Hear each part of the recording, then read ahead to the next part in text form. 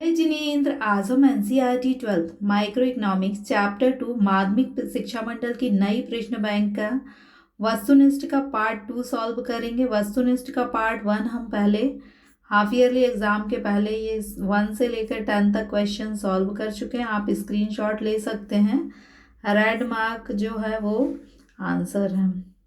1 से 10 तक हमने यहाँ तक पार्ट 1 में किया था। अभी आज हम पार्ट 2 करते हैं जो नई प्रश्न बैंक में बढ़े हुए क्वेश्चन है।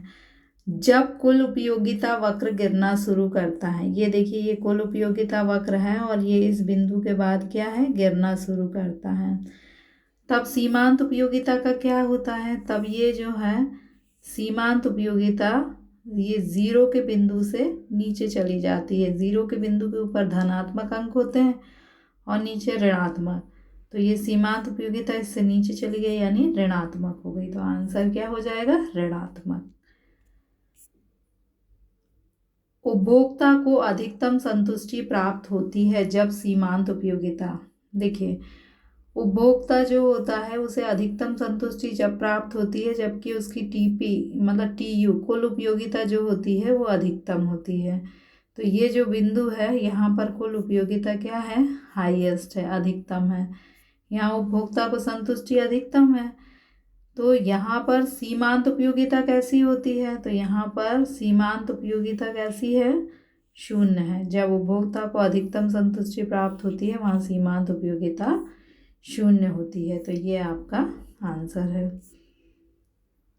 अगला क्वेश्चन है, जब सीमांत उपयोगिता शून्य होती है, जब सीमांत उपयोगिता ये देखिए यहाँ पर शून्य है, तब कुल उपयोगिता कैसी होती है, तब कुल उपयोगिता जो है वो अधिकतम होती है। तो इसका आंसर ये है।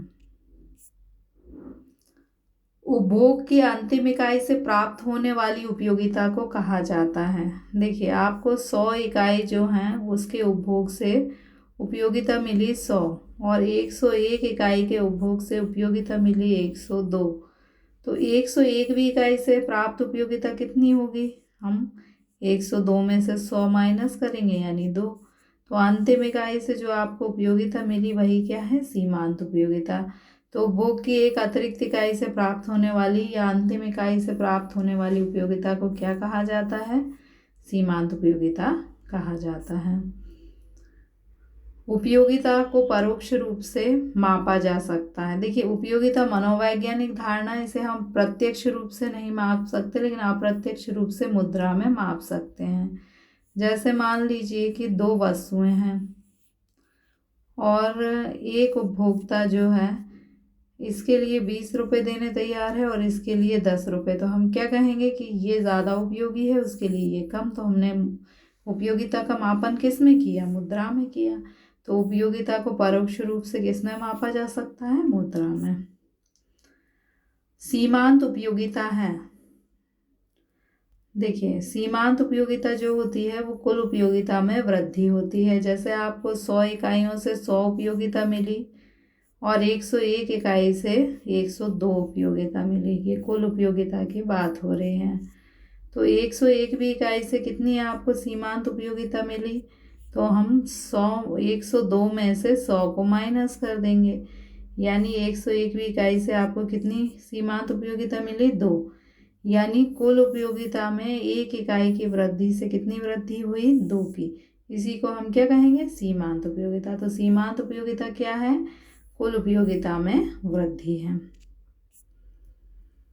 उपभोक्ता संतुलन की स्थिति में उस बिंदु पर होता है जहां बजट लाइन, ये देखिए ये है आपकी बजट लाइन, और उपभोक्ता संतुलन की स्थिति में तब होता है जबकि बजट लाइन जो है उदासीनता वक्र को स्पर्श करे। यहाँ बजट लाइन इस उदासीनता वक्र को स्पर्श कर रही है, तो यहाँ उपभोक्ता क्या होगा, संतुलन की स्थिति में होगा। यहाँ 90 डिग्री का लंबवत कोण बन रहा है।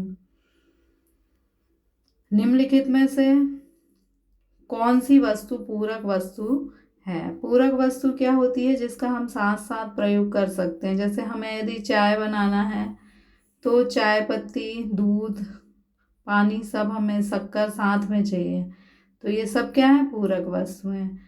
जैसे हमें ब्रेड खाना है तो ब्रेड और बटर जो है वो पूरक वस्तुएं हैं। अब यहाँ पर हम देखते हैं कौन सी ऐसी वस्तु जिनका साथ साथ ही प्रयोग किया जा सकता है। जैसे चाय और कॉफ़ी साथ साथ नहीं बल्कि एक का किसी का प्रयोग करते हैं तो स्थानापन्न है। कॉक और पेप्सी भी अलग अलग यूज़ करते हैं तो ये भी स्थानापन्न वस्तुएं हैं, पूरक नहीं है। चावल और गेहूँ दोनों में से एक चीज़ खाते हैं तो ये भी पूरक वस्तु है नहीं है, ये स्थानापन्न वस्तु है। तो इसका सही आंसर क्या होगा? उपरोक्त में से कोई नहीं। पूरक वस्तु क्या है? जैसे कार और पेट्रोल, पेन और स्याही। सामान्य वस्तुओं की मांग उपभोक्ता की आय बढ़ने पर, आप उपभोक्ता हो और आपकी आय 100 रुपये प्रतिदिन थी और अब 200 रुपये प्रतिदिन हो गई है। अब आपकी आय जो है वो बढ़ गई है। पहले जब 100 रुपये आय थी तो आप 10 वस्तुएं खरीदते थे और 200 रुपये आय हो गई तो अब आप क्या करेंगे? 15 वस्तुएं खरीदेंगे। यानी आय के बढ़ने पर मांग भी बढ़ जाती है। तो सामान्य वस्तुओं की मांग उपभोक्ता की आय बढ़ने पर क्या होती है? बढ़ जाती है। स्थानापन्न वस्तुओं की कीमत में वृद्धि होती है। देखिए, यदि मान लीजिए कि आप किसी वस्तु का उपभोग कर रहे हैं, अब इससे संबंधित कोई वस्तु है और उसकी कीमत बढ़ जाए तो अब लोग इसका उपभोग ना कर आप जिसका उपभोग करते हैं उसका ही उपभोग करने लगेंगे तो उसकी जो डिमांड होगी वो बढ़ जाएगी, यानी उसकी मांग में वृद्धि होगी। पहले मांग वक्र ये था, अब बढ़कर क्या हो जाएगा? ये हो जाएगा। पेट्रोल की कीमत बढ़ जाने पर, यदि मान लीजिए पेट्रोल की कीमत बढ़ जाए तो कार की मांग वक्र खिसक जाएगा। पेट्रोल जो है उसकी यदि प्राइस बढ़ जाती है तो जो कार चलाने वाले लोग हैं अब वो कार कम खरीदेंगे तो पेट्रोल की कीमत पेट्रोल की बढ़ी और डिमांड कार की घटेगी, यानी जो मांग वक्र है वो बाईं ओर खिसक जाएगा। ये आपका मांग वक्र है और ये क्या हुआ? बाईं ओर खिसक गया। किसी वस्तु की मांग वक्र खींची जाती है, यह मान्यता है। मांग वक्र की मान्यता क्या है? कि स्थानापन्न वस्तु, जैसे चाय जो है उसकी स्थानापन्न वस्तु क्या है? कॉफ़ी। तो स्थानापन्न वस्तुओं की जो कीमत है वो स्थिर होना चाहिए। उपभोक्ता जो है उसकी रुचि जो है उसमें कोई भी परिवर्तन नहीं होना चाहिए, वो भी स्थिर होना चाहिए। उपभोक्ता की आय जो है वो भी स्थिर होना चाहिए, यानी इसका सही आंसर क्या होगा? उपरोक्त सभी।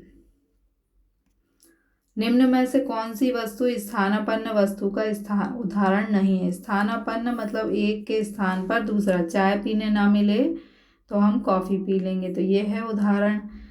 स्याही का पेन और वॉल पेन ये भी एक दूसरे के स्थानापन्न वस्तु हैं तो ये भी हमारा सही आंसर नहीं होगा। कोक और पेप्सी ये भी एक दूसरे के बदले प्रयोग होती हैं तो ये भी हमारा आंसर नहीं होगा। ब्रेड और बटर जो हैं वो स्थानापन्न वस्तु का उदाहरण नहीं है, ये हमारा सही आंसर है ब्रेड और बटर, क्योंकि ये कैसी वस्तु हैं? पूरक वस्तु। तो इसने पूछा है कि उदाहरण नहीं है तो ये आपका आंसर होगा। मांग का नियम कहता है कि वस्तु की कीमत उसकी मांग की मात्रा में संबंध होता है। वस्तु की कीमत और उसकी मात्रा में विपरीत संबंध होता है। ये देखिए, पहले जो है कीमत इतनी थी, यदि कीमत बढ़कर इतनी हो जाती है तो मांग जो है वो घटकर इतनी हो जाती है, मांग जो है वो घट जाती है। तो कीमत और मांग में कैसा संबंध होता है? विपरीत संबंध होता है। मांग के विस्तार से क्या आशय है? मांग के विस्तार का आशय है मांग वक्र का नीचे की ओर जाना। मान लीजिए कि आप किसी वस्तु का उपभोग करते हैं, उसकी कीमत इतनी घट जाए तो क्या होगा? उसकी मांग बढ़ जाएगी, तो ये मांग वक्र का क्या कहलाएगा? विस्तार। तो इससे मांग वक्र नीचे की ओर चला जाएगा। व्यक्तिगत मांग का निर्धारण होता है। व्यक्तिगत यानी आपकी मांग किससे प्रभावित होगी? जनसंख्या के आकार से तो आपकी मांग प्रभावित नहीं होगी, लेकिन जलवायु और मौसम से आपकी मांग प्रभावित होगी, क्योंकि जलवायु ठंडी है तो आप स्वेटर खरीदोगे, बारिश है तो रेनकोट खरीदोगे। आय के वितरण से भी आपकी आय प्रभावित नहीं होगी, और इनमें से कोई भी नहीं। तो इसका सही आंसर क्या है? 2। मांग के विस्तार का कारण है। मांग के विस्तार का जो कारण होता है, दी हुई वस्तु की कीमत का गिर जाना। यदि मान लीजिए आप किसी वस्तु का उपभोग करते हैं और इस वस्तु की जो कीमत है वो गिर जाए, कीमत घट जाएगी, तो इसकी मांग में विस्तार हो जाएगा। Thank you. ये आपको कुछ क्वेश्चन दिए गए हैं जो आपको पार्ट 1 में आप इन्हें सॉल्व कर चुके हैं। रेड कलर से जो मार्क है वो आंसर सही है। Okay, thank you.